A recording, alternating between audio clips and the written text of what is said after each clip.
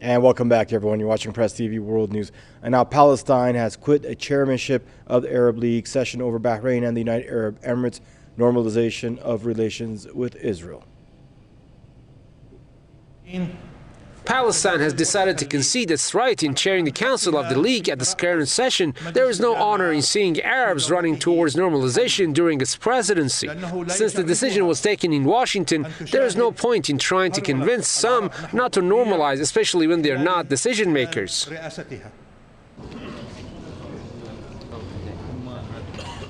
Palestine was supposed to administer Arab League sessions for 6 months. At the group's last meeting on the 9th of September, Palestinians failed to persuade the Arab League to condemn Bahrain and the United Arab Emirates for the move. Two countries last Tuesday signed a U.S. brokered agreements at the White House to fully normalize ties with Israel. All Palestinian factions and several nations, including Muslim nations, have denounced the deals as betrayal of Palestinian people and Palestinian cause.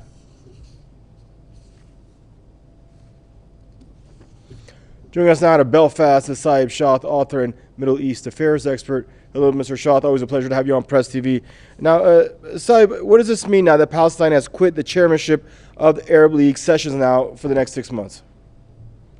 It's very clear from the statement of al-Maliki when he said there is no use in swaying the Arab position or convincing them, since they are not decision makers.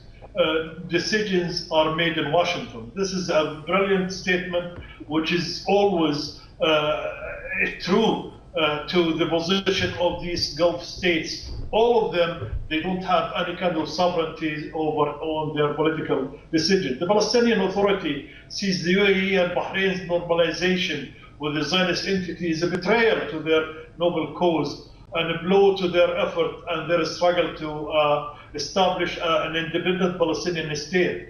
The Arab League all along position on Palestine was based on the Arab Peace Initiative, which is proposed by the Saudis themselves in the Beirut Arab Summit of 2002. It calls for a two-state solution along the pre-1967 war lines and a just solution to the Palestinian refugee issue.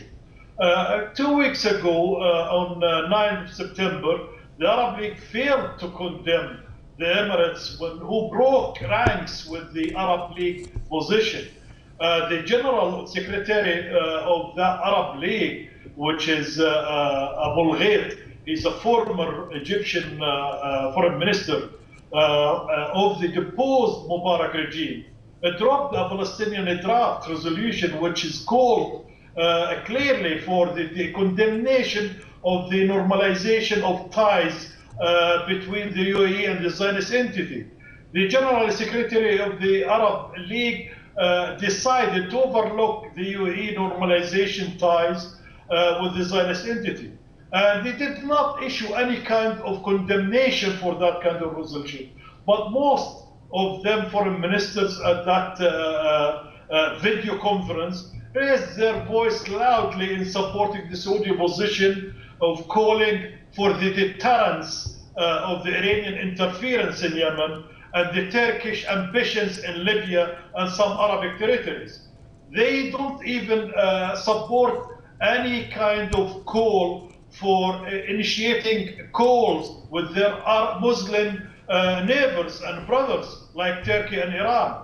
Only they always like to play the American puppet role, who invites the Americans to the region to build bases and to initiate wars, to wreak havoc and to kill Arabs and Muslims. Why do you think that's the case? We didn't. I mean, I personally thought we're going to see some serious condemnations and possibly some rifts between Arab countries in that Arab League summit. We didn't see it. Why? Why not? Why was there such why was there so much fear between Arab foreign ministers to condemn the normalization deals? There is two reasons. One of the things from after the poisoning of Jamal Abdel Nasser, the last leader of Egypt, and America becomes supreme in the region. And at the time, Sadat normalized ties with the Zionist entity during the Camp David agreement, since the Americans reigned supreme at the time. Sadat was introduced to Egypt by the Saudis themselves. The Saudis helped in assassinating or poisoning of Jamal Abdel Nasser, and Sadat was their man. So the policy was the dominance of the Americans' puppets in the region since then. And Israel will become on the open with the relationship. So Saudis dominated the Arabic arena since then and start buying support by money. And we seen what they did in the Arabic region, from bringing the Americans to destroy any Arabic country like Iraq, and then after that Syria, Libya, and all of that during the Arab Spring.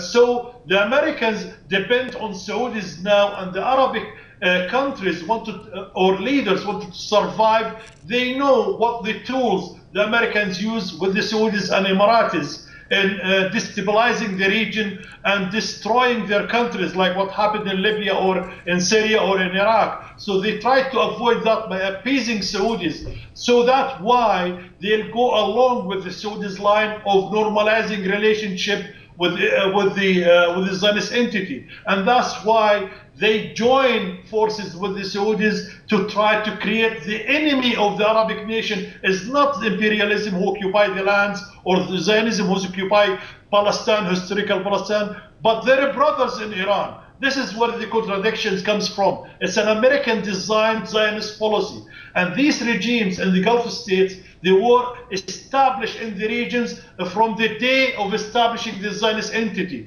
They are the Arab Zionists along with the Jewish Zionists. Thank you. Stay safe. Always a pleasure to have you on out of Belfast. Mr. Saeb Shaath, you bet, author and Middle East affairs expert.